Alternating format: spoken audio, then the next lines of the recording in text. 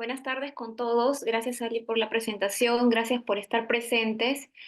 Y bueno, me ha tocado un tema bastante importante para el grupo porque no solo porque marca el inicio de los inicios del grupo GEL, dado que iniciamos con ese tipo de estudios de biomarcadores pronósticos y predictivos, sino también que nos hemos hecho más fuertes y hemos seguido demostrando a lo largo del tiempo del grupo GEL que son herramientas útiles y que nos sirven para estratificar a nuestros pacientes. Bueno, la agenda de hoy voy a hablar un poco de manera general sobre biomarcadores, luego un poco sobre biomarcadores de linfomas. Eh, Voy a hablar sobre los estudios presentados en ASH del año pasado, sobre un nuevo score que es el HAL, bueno, nuevo para nosotros como oncohematólogos, y el índice SI, que es el índice inmune sistémico también nuevo, que lo hemos evaluado también en ASH del año pasado.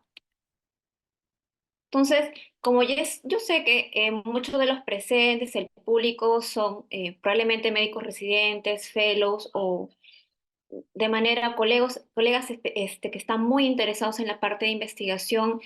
Me tomé un poquito de tiempo para poder hablar un poquito de los biomarcadores que cada vez, día a día, estamos con mucho más data importante y estamos dándole mucho más importancia a los biomarcadores, dado que tiene diferentes ventajas tanto en accesibilidad, utilidad, son mucho más accesibles que los endpoints grandes conocidos como sobrevida global.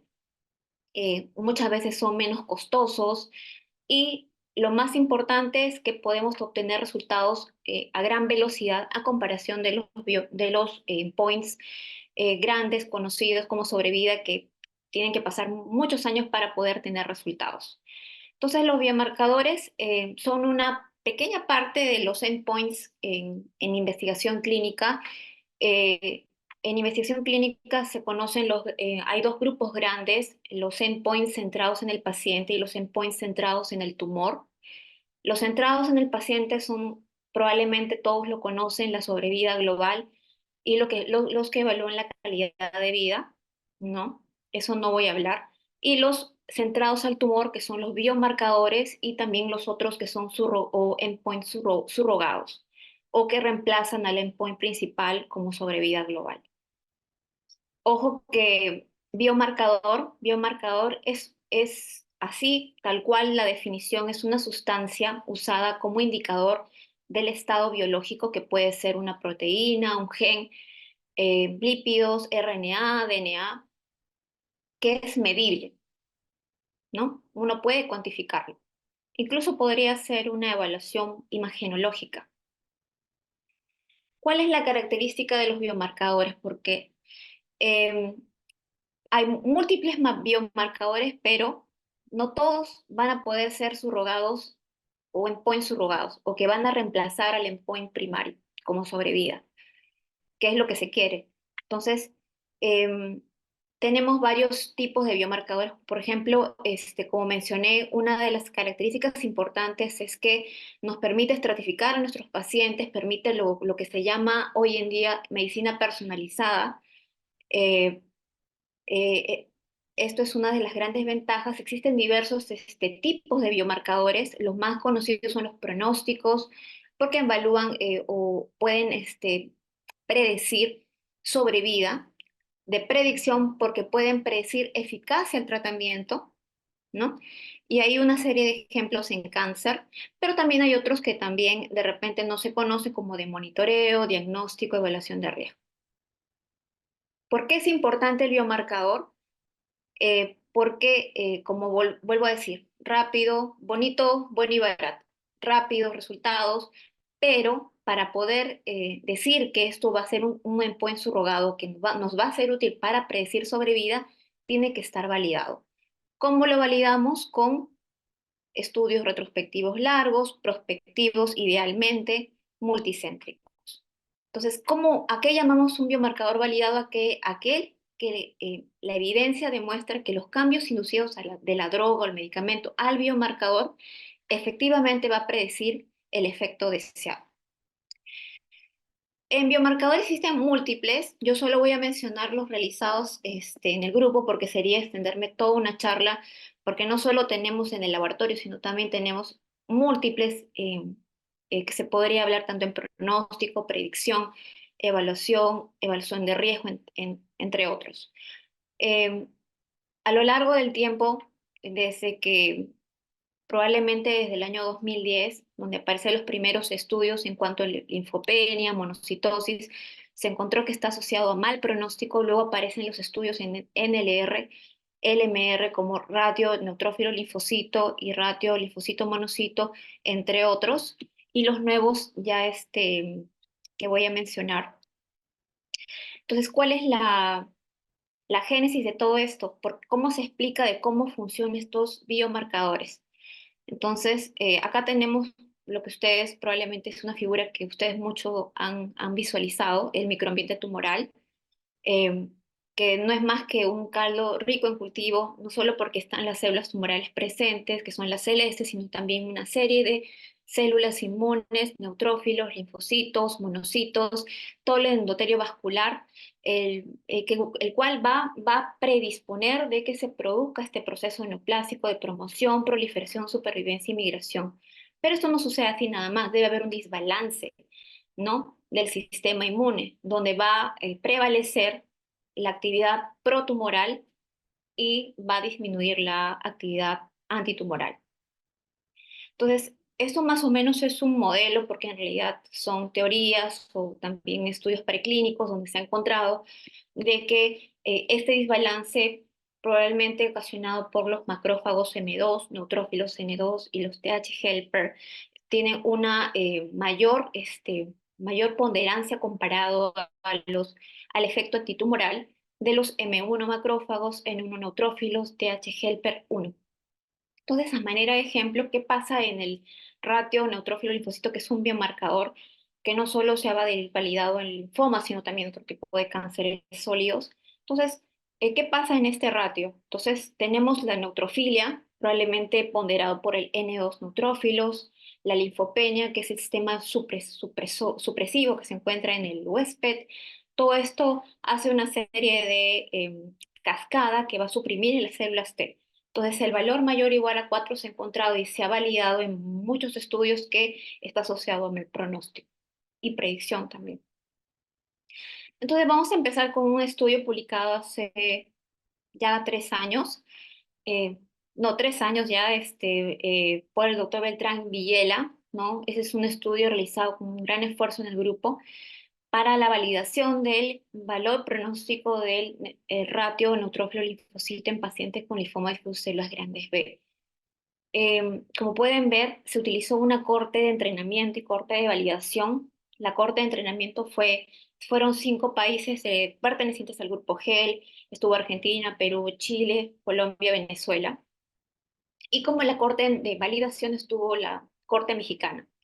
Entonces, como podemos ver, en el primer cuadro es el modelo de regresión logística, el cual, tanto en el univariado y multivariado, y como pueden ver en la parte superior, la corte de entrenamiento, que fueron los 5 países que les mencioné, parte de GEL, y la validación, que es la corte mexicana, en ambos se encuentra que el NLR es una variable, es pronóstico independiente, estadísticamente significativo en ambos, en la corte de entrenamiento y corte de validación. Y se mantiene tanto en ambas cortes, validación y entrenamiento. Esto es para eh, tasa de respuesta. Entonces, cuando es regresión logística, la OR indica que 0,46, una ratio de neutrófilo linfocito mayor o igual a 4 con una OR 0,46, es decir, hubo un más riesgo de falla de respuesta completo al tratamiento. Igual en la corte de validación.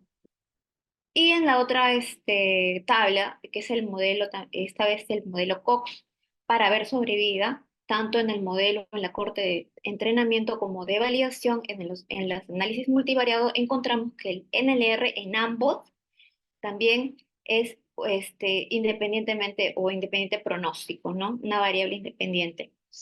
Y se demostró también que está asociado a menor sobrevida en ambas cortes. Acá vemos las curvas de Kaplan-Meier y vemos que pacientes con el ratio neutrófilo-linfocito mayor o igual a 4 estuvo asociado a peor pronóstico en las dos cortes. Ahora vamos a ver el índice de HAL. Este es un score que en realidad probablemente muchos de ustedes no lo han escuchado hasta ahora o pocos han visto porque recién ha aparecido en un par de estudios hace un par de años, entonces es ampliamente conocido en tumores sólidos, eso sí. ¿Y por qué se dio eh, ese, ganas de poder evaluarlo? Porque es un biomarcador atractivo, dado que evalúa el sistema inmune del huésped y el estado nutricional y también el estado de anemia asociada a enfermedad crónica del cáncer. Entonces, como pueden ver, esa es la fórmula: hemoglobina por albúmina por el conteo, es el conteo absoluto de linfocitos sobre plaquetas. Entonces, los tres en el numerador, plaquetas en el denominador. Como pueden ver, linfocitos y plaquetas representa a la parte, ¿no?, del sistema inmune del paciente.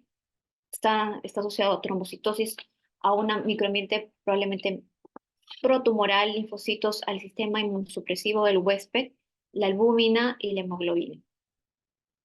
Entonces, esta es una revisión sistemática y metaanálisis que evalúa más de 13.000 pacientes en cánceres sólidos. Y me pareció interesante mostrarlo, dado que esto, como pueden ver, hay cerca de 457 estudios y de estos, los que cumplieron criterios de elegibilidad fueron 28. Interesante porque este metaanálisis validó que el HALP bajo, es decir, baja hemoglobina, baja albúmina, bajas linfocitos y alto en plaquetas o trombocitos, está asociado a peor pronóstico.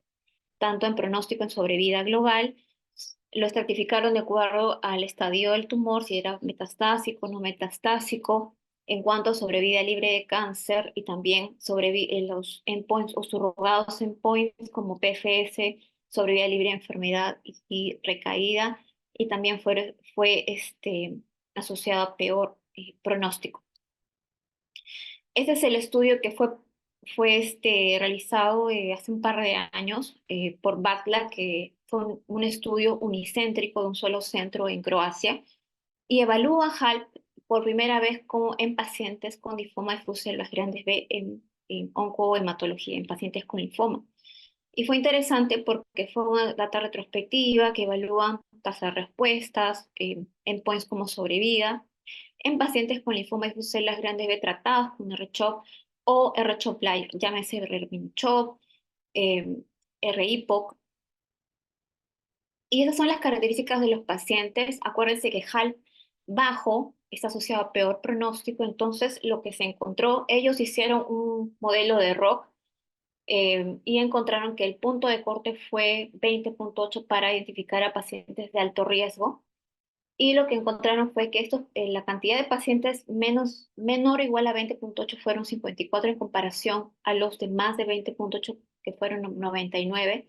Y lo interesante fue que los pacientes que tenían HALP menos de 20.8 estaban asociados pueden ver, a peor pronóstico o peor, perdón, peor ECO, el, el índice IP alto, alto, intermedio de mayor en el grupo de HALP bajo, síntomas de HL alto más en este grupo bajo de HALP, infiltración de médula ósea, también síntomas B en HALP bajo, estadio avanzado también más frecuente en pacientes con HALP bajo, e incluso interesantemente se evaluó valores del hemograma como la anemia, por ejemplo, era más frecuente tener la hemoglobina baja en HALP bajo, leucocitos altos está asociado a un HALP bajo, neutrófilos estaban más altos en el HALP bajo, y así sucesivamente, como pueden ver, hipoluminemia, o sea, más baja hemoglobina en este grupo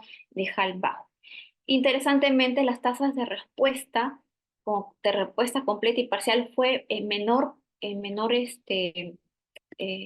porcentaje en el grupo de HALP bajo. Y en el modelo de regresión logística para evaluar respuesta a tratamiento, en este modelo, como pueden ver, HAL salió estadísticamente significativo, entonces un HAL bajo estaba asociado a falla, a mayor riesgo de falla en tratamiento, así como el IP score, que ya todos lo conocemos. Esas son las curvas de Kaplan-Meier. Como pueden ver, la sobrevida global fue peor comparado y la sobrevida libre de eventos comparado al HAL alto, ¿no? Este es el estudio presentado por el doctor Viela el año pasado en 13, ¿no? Fue un estudio colaborativo, un esfuerzo que no solo intenta validar a HAL, sino nuevamente revalorar el ratio de neutrófilo linfocito ya validado 2 años anteriores para sobrevivir en pacientes con linfomas y brucelas grandes B. Y lo que podemos ver es que esta fue una corte de 1.407 pacientes, la más grande hasta ahora. Acuérdense que este score ha sido poco evaluado, dos estudios previos antes de este, pacientes tratados con R-CHOP, ya sea R-CHOP, R-miniCHOP, R-IPOC, y al hacerse el estudio para ver la valoración o el punto de corte del modelo ROC, se encontró que 13 era el punto sensible para identificar pacientes de alto riesgo y como pueden ver, perdón, el HAL bajo menor o igual a 3 estaba asociado, como pueden ver en el cursor, a peor sobrevida comparado al HAL alto, a mayor compromiso extranodal comparado al HAL alto, está asociado a mayor DHL, está asociado a mayor estadio avanzado, a mayor hipo o mayor riesgo de hipolipominemia y también mayor NLR, ¿no? O sea, en comparación al HAL mayor de 3. Ah, perdón, la sobrevida, como pueden ver en Kaplan-Meier, fue en pacientes que ni tenían HAL bajo, peor comparado a la sobrevida en HAL alto. ¿Qué pasó en el modelo de Cox? Como pueden ver, para ver sobrevida, en el univariado se evaluó tanto data clínica, características clínicas de laboratorial y también los biomarcadores ya conocidos como NLR, HAL, salieron estadísticamente significativos, pero en el multivariado prevaleció NLR, como pueden ver, más de 4, pero salió tanto el compromiso esternal como HAL. Entonces no fue un factor independiente de mal pronóstico, lo que sí reafirmó que el LNR sigue siendo factor independiente de mal pronóstico para esos pacientes. ¿Por qué tuvimos estos resultados y fue diferente al estudio de PACLA que fue realizado en un estudio en Croacia? ¿Por qué tuvimos, y también porque fue diferente de la QTOF? Bueno, puede decirse que también parte de la metodología fue un poco diferente. En el estudio realizado por el grupo se hizo un estudio de Cox, el otro fue una regresión logística, probablemente también porque los valores de las variables, tanto del hemograma, fueron diferentes cuando se comparó las cortes, tanto de Bagla con Gel. Entonces podría explicar por qué tuvimos resultados diferentes. En cuanto al índice inmune sistémico, que también es otro biomarcador nuevo para evaluar, esto también ha nacido hace un par de años para evaluar este score en pacientes con linfoma y brucelas grandes B. Es un estudio bastante interesante porque este estudio utiliza una corte de entrenamiento y validación, que es lo que se debe hacer para poder validar un biomarcador. Entonces, es un estudio retrospectivo de 124 pacientes. Se utilizó la metodología de ROC para ver, como ustedes saben, de Cox, revisión para ver sobrevida, un modelo univariado y multivariado. Y esta es la fórmula. A diferencia del HALF, la fórmula es el conteo absoluto de neutrófilos por plaquetas sobre el conteo absoluto de linfocitos por 100. Eh, Estas es las características ya evaluando el análisis multivariado de acuerdo a los factores pronósticos en sobrevida. Y lo interesante fue de que el índice este, inmune sistémico alto, que es catalogado como un tumor inflamado, asociado a peor pronóstico, como pueden ver en la curva. En este estudio se encontró que el SSI con tumor inflamado menor a 1046 está asociado a peor pronóstico. Esto fue estadísticamente significativo en el análisis multivariado, pero esta fue en el aporte de entrenamiento, más no en LR, curiosamente. Y cuando se hizo para PFS, que sobrevía a libre progresión, se mantuvo también estadísticamente significativo en la análisis multivariado para ver pronósticos, factores pronósticos. Igual se mantuvo en las curvas de Kaplan-Meier, más no tampoco NLR o también evaluaron otros biomarcadores como PLR, plaqueta, linfocito ratio. Y en la corte de validación se mantuvo, se preservó o se mantuvo estadísticamente significativo en el submultivariado, más no en el LNR, ¿no? Esta es una data asiática, bastante interesante, el cual lo valida como un factor de mal pronóstico, ¿no? Cuando es un SI alto. Acuérdense que SI alto quiere decir neutrófilos o neutrofilia, plaquetas elevadas o trombocitosis y linfopenia por 100. Entonces, el valor alto es asociado a un tumor inflamado y mal pronóstico. Este es el estudio presentado por el doctor Villela el año pasado en NASH, cual valida la validación del índice de inflamación inmune sistémica como biomarcador pronóstico en sobrevida global en pacientes con linfoma difuso de las grandes B. Un estudio retrospectivo del grupo GEL. Estas fueron las características demográficas del estudio. Fueron 1.032 pacientes en 7 países de Latinoamérica que pertenecen al grupo GEL. Todos fueron tratados con R-CHOP, R-miniCHOP o R-IPOC, algún tipo de tratamiento sistémico. Y lo dividieron en acuerdo si era inflamado o no inflamado. Llámese inflamatorio aquel que tenía un score SI alto, ¿no? En nuestro estudio se encontró que el cutoff o el punto de corte era mayor o igual a 1.636, ¿no? De acuerdo a la fórmula. Y lo que se encontró es que el tumor inflamado o SI alto estaba asociado a peor ECOG comparado con el no inflamado, a mayor este porcentaje de compromiso extranodal, mayor porcentaje de HL elevado, pacientes eran eh, mayor estadio avanzado, hipoliminemia asociada en mayor cantidad, y en el LR también estuvo mayor porcentaje, mayor de 4, en comparación a los no inflamados. Interesantemente, también se hizo este modelo de regresión Cox para ver sobrevida, y lo que se pudo ver es que tanto en análisis univariado y multivariado se encontró que el NLR y el índice sistémico inmune estuvo asociado a peor sobrevida, ¿no? Pueden ver que se corrobora de que ambos son fuertes y validados en este estudio multicéntrico realizado en 7 países del grupo. También se hizo una valoración de cuál es la relación del nivel de albúmina y el SI. Se encontró de que mientras pacientes, cuando se ajustaba la albúmina sérica, ¿no? Y estaba dentro del rango normal, había diferencia significativa del score de SI alto versus el SI bajo, más no hubo diferencias cuando la albúmina estaba baja o muy baja, ¿no? Es una evaluación interesante para ver el nivel de albúmina y poder diferenciar de SI alto o bajo. En cuanto a sobrevida, bueno, esto es podemos ver en Kaplan-Meier, ¿no? Que finalmente se traduce que el SI alto está asociado a peor pronóstico, el rojo, que indica inflamado, comparado con el no inflamatorio, donde como pueden ver la mediana de sobrevida fue 23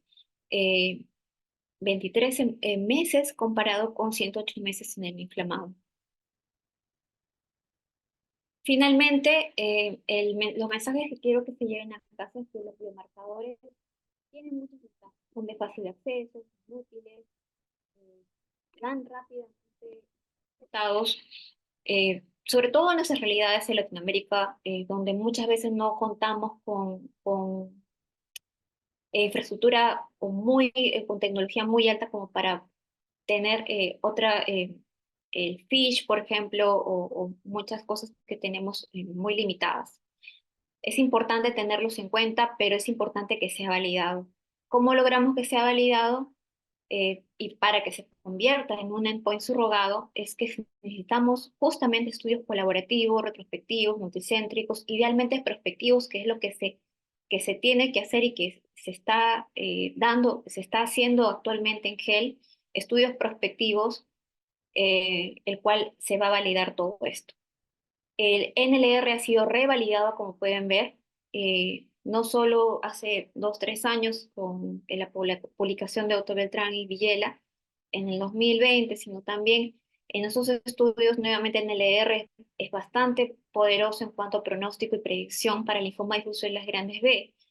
Y el score de índice inmune sistémico es un nuevo score que ya ha sido validado en otras poblaciones, pero también está siendo validado en el grupo, ¿no? Tiene bastante importancia y necesitamos, obviamente, con el estudio o el proyecto ELA, poder hacer mucho más para poder tener estas herramientas de fácil acceso, pero que estén muy bien validadas para poder predecir los endpoints primarios que nosotros queremos, ¿verdad? Eso sería todo. Muchas gracias por su atención y que tengan un buen fin de semana. En su opinión personal o en la opinión de la evidencia en este momento, ¿cree usted que albúmina o el índice HALP puede ser más fuerte o no que los índices que utilizábamos de linfocito monocito, plaqueta monocito y el SII? ¿Cómo lo podríamos acomodar lo que hemos encontrado de albúmina y lo que hemos encontrado de los biomarcadores a través del hemograma y laboratoriales? Claro, como mencioné, para que un biomarcador predizca los outcomes primarios, o sea, porque esa es la idea, que el biomarcador sea un surrogado de sobrevida y sea un surrogado de estos endpoints primarios de sobrevida global, ¿no? Eso es lo que se quiere, que el biomarcador predizca adecuadamente. Necesitamos estudios prospectivos, idealmente, si no los tenemos retrospectivos multicéntricos, que es lo que se está haciendo en GEL. NLR ya lo validamos, ya incluso esto como que se ha revalidado con este último estudio. Ahora HAL, yo lo dejaría en stand-by porque como tú has visto en este estudio que se ha presentado en NASH, la idea era tener este modelo para tener como arsenal, aparte de NLR, para predecir, certificar a esos pacientes, pero no logró significancia estadística en el modelo multivariado. Entonces, yo creo que más luces a esto serían los estudios prospectivos que ya se está haciendo en el proyecto ELA, ¿no? Eso lo vamos a tener que revalidar porque, como tú has visto, la población es más de 1.000 pacientes, ha sido en varios centros. Entonces, el paso a seguir serían los estudios prospectivos. NLR no hay discusión. SSI, a mi parecer, es muy, muy buena la data que ha mostrado en NASH. Para mí SSI sería más fuerte que HALP, ¿no? De lo que hemos mostrado. Ahora, HALP es nuevo en oncomatología, SI relativamente nuevo, entonces, como nuevamente, yo creo que en el proyecto de ELA, que con ayuda del doctor Luis Malpica, doctor Beltrán, todo el grupo que está implicado, sería bueno revalidarlo, no con los estudios prospectivos, más los estudios de tumor que se van a hacer en este proyecto tan ambicioso que tenemos nosotros, ¿no?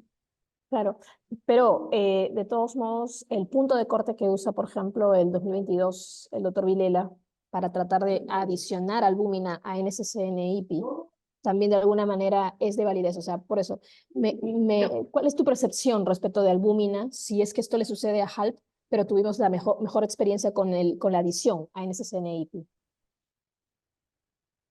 Ya, como te digo, HALP tiene varias variables. Tiene hemoglobina, tiene albúmina, tiene varias variables. ¿Cómo cómo te explico? Eh, son estudios, hasta ahorita solo han sido publicados 2 estudios y este es un estudio que todavía está para escribirlo, ¿no? Hay que ver todos los los, toda la metodología realizada, pero en realidad necesitamos más evidencia de que HALP va a ayudarnos para predecir los pacientes. Al momento, lamentablemente no, lo que se ha demostrado. Lamentablemente el único estudio publicado ahorita es de una sola institución, ¿no? Como BADLA, y es una sola institución de 100 pacientes que son croatas, entonces no es nuestra realidad, somos otro tipo de población. Ahora, lo que dices de albúmina sí ha demostrado ser bastante en ayuda pronóstica y predictiva, y adicionando, como tú dices, el score, pero acuérdate que HALP tiene muchas variables más, ¿no? Entonces, se tendría que desmenuzar una a una y una variable para ver, o sea, sería no ser justo decir que porque HALP falló, albúmina ha fallado, no, porque hay otras variables que se están evaluando, ¿no? Plaquetas, linfocitos, anemia. Entonces, yo creo que ahí habría algo espurio, ¿no?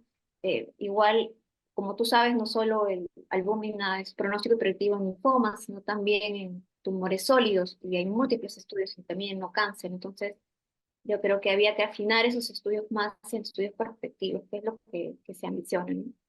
Ujú. De alguna manera sí lo has mencionado, Denise, pero te pongo en palestra la pregunta del doctor Stembling, y que es, ¿cómo podríamos acoplar estos scores al diseño de los estudios prospectivos que se desea hacer en GEL, ¿no? Y las iniciativas que estamos teniendo como grupo? Hace un minuto. ¿Cómo lo podemos acoplar? Claro, por ejemplo, en el grupo, en el proyecto ELA, hay justamente data clínica, data laboratorio que se está haciendo de manera prospectiva, ¿no? No parte del estudio tumoral o para evaluar el microambiente tumoral.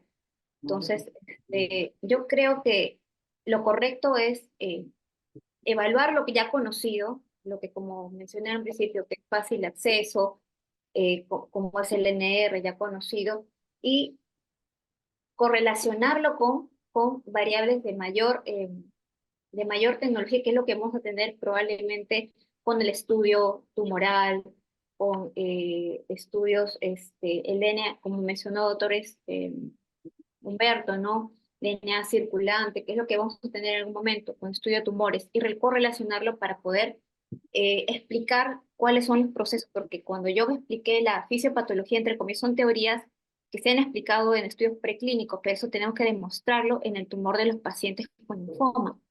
Y eso yo creo que tendríamos que hacer, revalidarlos en estudios prospectivos, eh, que ya se está haciendo, ¿no? La data clínica, la data laboratorial, y correlacionarlo con el estudio tumoral, ¿no? Porque se va a tomar estudios en sangre de pacientes, tumoral, y se va a correr esos estudios, y yo creo que este paso a seguir y es lo que se va a hacer, ¿no?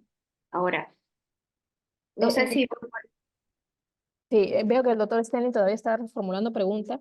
Mientras tanto, ¿hay ahorita alguna data que plantee diferentes puntos de corte para estos marcadores clínicos respecto de la demarcación molecular?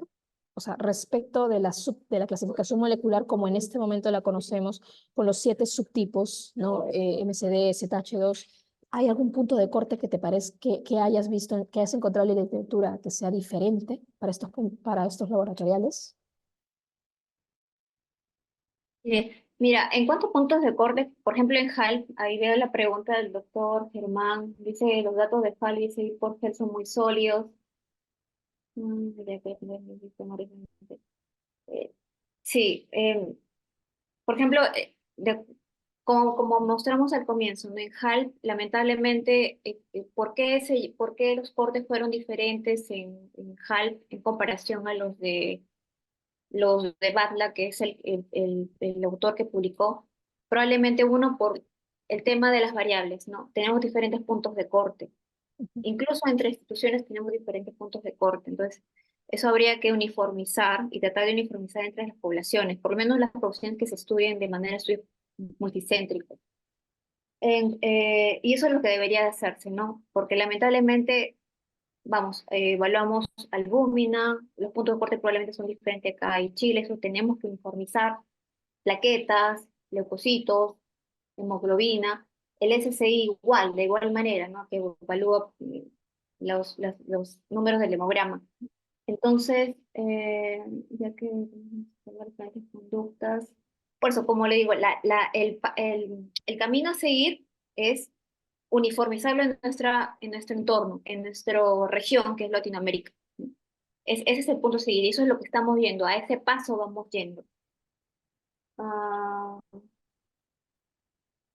y la única manera, como le digo, es uniformizar las datas, los puntos de corte, tener una data sólida, única en GEL, que eso es lo que, a eso estamos yendo. Y idealmente estudios prospectivos que ya han arrancado. Y claro, y de esa manera vamos a tener armas para poder tomar decisiones, ¿no? En base a la estratificación de riesgo del grupo de pacientes. Deni, Y ¿y has encontrado data que ya comience a homologar los marcadores inflamatorios con la clasificación molecular que tenemos del linfoma difuso no, cerebral B? lamentablemente no. Lamentablemente no, pero justamente ese es uno de los objetivos del grupo, ¿no? Ujú. Tratar de validarlo con estudios prospectivos, que esa es la meta, creo que desde que se empezó a hacer a publicar los estudios, desde que publicó desde 2020, eh, ¿existe alguna posibilidad de correr algún ensayo terapéutico en post-core? No en el momento, no al menos que se haya conversado, pero la idea, por lo menos, en vez de hacer un ensayo en cuanto a los scores, primero revalidar y si es que nos es útil en cuanto a la predicción y al pronóstico, ¿no? Claro, No sé si, totalmente de acuerdo contigo. No sé si por ahí está el doctor Stenling nos cierra la pregunta, pero si no, en todo, sí. ajá, pero si no, en todo caso, ajá. A ver, ¿cuál es la diferencia? Habíamos hablado alguna vez que sí hay diferencias en los puntos de cortes entre países, y eso es lo que demarca el doctor Martínez. ¿Qué te parece respecto a esa pregunta? Sí, sí, claro. O sea, los estudios realizados, lamentablemente, los puntos de corte pueden variar. ¿No? Hasta ahorita, todo lo que yo he revisado cuando empecé a hacer la ponencia de biomarcadores, NLR se mantiene firme, así como albúmina por sí sola. Esos nuevos score, entre comillas, nuevos, porque son nuevos para nosotros como oncomatólogos, el HAL, SI, en realidad los scores varían mucho y probablemente varían mucho porque eh, las variables, el punto de corte de cada país es muy diferente, entonces, y también, como mencioné previamente, la metodología no es la misma. Por eso insisto en que eso se tiene que revalidar nuevamente con una data no espuria, con data con puntos de corte revalidados y que tenga los mismos cortes en la misma región. Entonces eso sería importante, ¿no? Yo En el creo, caso ujú, sí, perdón, sí, en el caso de HALT, ajá. solo tenemos ese estudio de BATLA y un pequeño estudio de 50 pacientes que también ha sido por el lado de Croacia. Y en caso de SI son estudios asiáticos. Claro.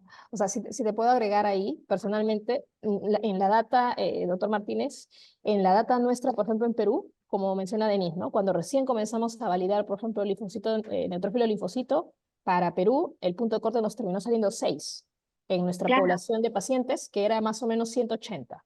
Pero cuando ya lo llevamos a Latinoamérica, viró a 4, que se acerca mucho más, ¿no? A la data mundial, ¿no? A la data, a los puntos de corte más globales, ¿no? Pero como bien mencionas, el punto va de que eh, cada país aporta diferente, ¿no? Cada país logra recopilar data diferente, cada país logra tener permisos y aprobaciones éticas, ¿no? De los comités de éticas de forma diferente. Entonces yo creo que también eventualmente, personalmente, mi postura, y mencióname al respecto, sería de que en algún momento Latinoamérica tiene que armar una base de datos tipo SER, ¿no? O sea, tipo una claro. global. Ajá, Eso es lo que se trata con el proyecto ELA, ¿no? Uniformizar todo, porque es la única manera para poder tomar decisiones realmente que sean de importancia, ¿no? Para nuestros pacientes y tomar decisiones, así como decía el doctor Castilla en su anterior ponencia, debemos conocer más a nuestra población, porque no nos podemos valer de lo que publica Norteamérica o publica Europa. o Asia, porque somos poblaciones muy diferentes. Entonces, por la misma población que somos, por las mismas instituciones en que trabajamos, hay que uniformizar todo, ¿no? Entonces, eso es importante. Ujú. Importante conocer nuestra causística, ¿no? Totalmente. ¿Y crees que en algún momento, una última pregunta personal de repente, crees que en algún momento estas estrategias de scores permitan, en ausencia inclusive de biomarcadores moleculares a libre disposición en Latinoamérica, crees que pueden en algún momento tener la talla o dar la fuerza para poder decidir estrategias de intensificación o de escalación de tratamientos en linfoma difuso celular grandes B? Yo creo que por lo menos yo me atrevería a decir que NLR sí, porque es el más fuerte que tenemos, pero eso tenemos nuevamente, no existe ningún Claro, estudio a la fecha realizado de en el hecho. nivel prospectivo y con corroboración de estudio tumoral para entrar, para ya, como dice el doctor Germán, ya ponerle estudios clínicos para decisiones. No existe. Y yo creo que ese sería un reto para el grupo, validar lo que ya se ha estudiado de manera retrospectiva multicéntrico, ¿no? Es el paso a seguir. Parte de tantos objetivos que tenemos en el grupo ELA, ¿no? Para Ujú. poder uniformizar varias cosas. Perfecto, Denise. Muchísimas gracias, muchísimas gracias. Y creo que como una de las más activas investigadoras de grupo, me parecería muy apropiado y pertinente que si nos puedes dar unos mensajes finales o unos key messages respecto de esta ponencia y en general de toda la jornada. Gracias, Sally, por tus preguntas bastante incisivas, bastante importantes y por las preguntas que por Humberto, Germán. Bueno, en realidad, importante estar con grandes personalidades, bastante activas en el grupo. Yo estoy muy honrada de estar acá y presentar algo de lo que se ha presentado en NASH, que han sido trabajos muy valiosos, con bastante trabajo que y bastante punche que ha dado el grupo y que sigue dando. Bastante honrada, yo creo que esto es solo, estamos en buen camino. Es un grupo que ha empezado desde publicar eh, trabajos solo de un mismo instituto o mismo hospital a ser multicéntrico en muchos países y eso me siento honrada de formar parte de. Espero hayan tenido una muy buena mañana y tarde.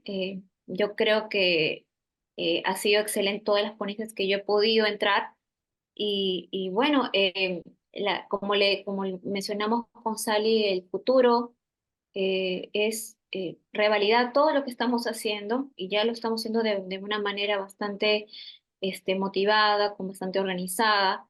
Y el futuro ahora es estudios moleculares, estudio revalidar todo lo que se ha realizado de manera prospectiva, que finalmente es lo que el sueño del grupo. Gracias una vez más a todos por estar y que tengan una bonita tarde, un bonito fin de semana y gracias a todos.